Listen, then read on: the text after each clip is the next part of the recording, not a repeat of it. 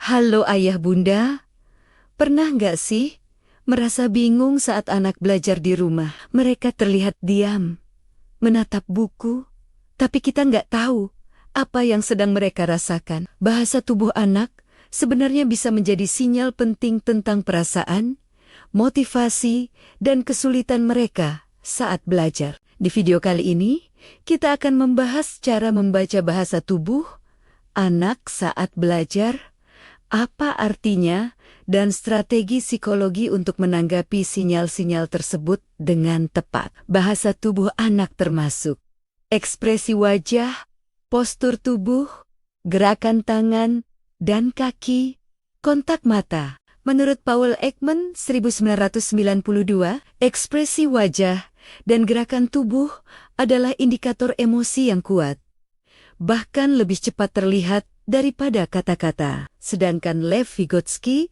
1978 menekankan pentingnya interaksi sosial.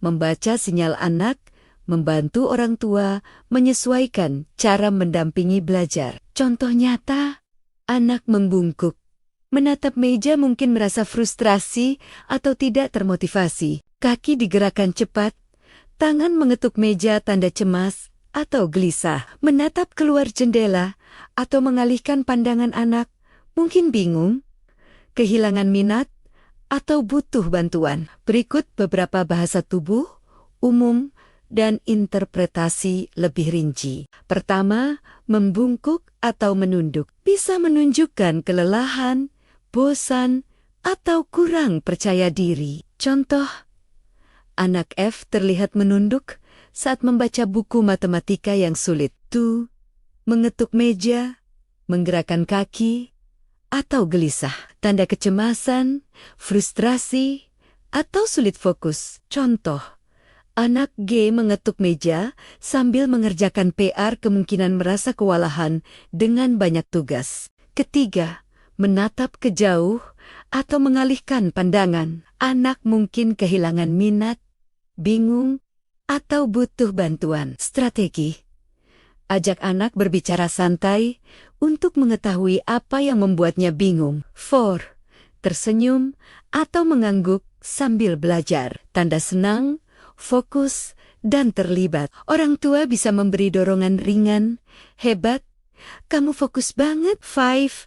Menutup buku atau menyembunyikan wajah. Bisa menandakan stres, takut gagal, atau ingin berhenti sejenak. Strategi: beri istirahat singkat atau pujian atas usaha. Tips lanjutan untuk membaca bahasa tubuh: perhatikan pola berulang, bukan sekadar satu kali gerakan. Gunakan kombinasi observasi dan tanya langsung. Kamu kelihatan sedikit gelisah? Ada yang ingin dibicarakan? Ajak anak menyadari perasaan sendiri, membantu regulasi emosi dan kemandirian. Strategi psikologi lanjutan: pertama, tanya dengan lembut. Jangan menghakimi. Contoh, aku lihat kamu agak gelisah. Apa ada yang sulit? Mengakui perasaan anak membuat mereka merasa aman dan didengar. Tuh, ajak anak bergerak atau istirahat. Peregangan, jalan sebentar, atau bermain sebentar, mengurangi ketegangan fisik dan mental. 3. Sesuaikan cara belajar dengan emosi anak.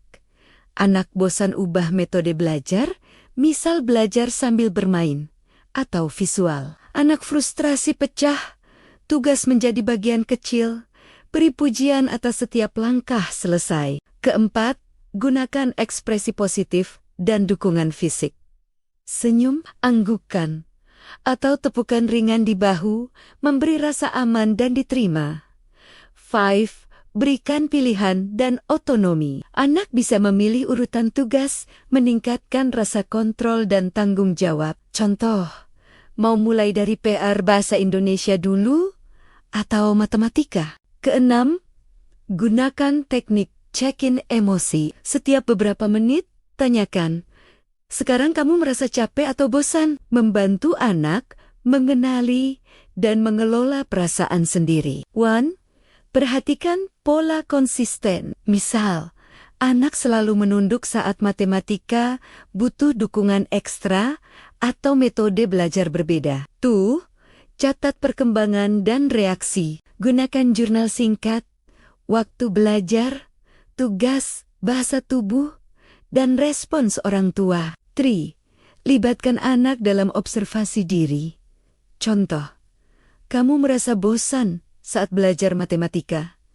Apa yang bisa kita ubah? Membantu anak mengenali perasaan sendiri dan belajar regulasi emosi. 4. Kombinasikan bahasa tubuh dengan kata-kata. Jangan hanya membaca gerakan tubuh, tanyakan juga perasaan anak agar respons lebih akurat. 5. Tetap tenang dan sabar.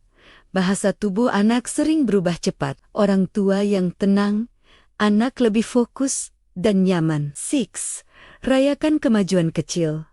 Pujian setiap langkah selesai motivasi meningkat. Contoh, menandai kemajuan di kalender, memberi tepukan ringan, atau kata-kata penyemangat. Ayah bunda, bahasa tubuh anak adalah jendela penting untuk memahami perasaan, motivasi, dan tantangan mereka saat belajar. Dengan membaca bahasa tubuh, menanyakan perasaan, memberi pilihan, dan mendukung secara positif, anak akan belajar lebih nyaman, percaya diri, termotivasi, dan bisa mengatur emosinya sendiri. Seperti kata Daniel Goleman, 1995, mengenali emosi diri dan orang lain adalah kunci kecerdasan emosional.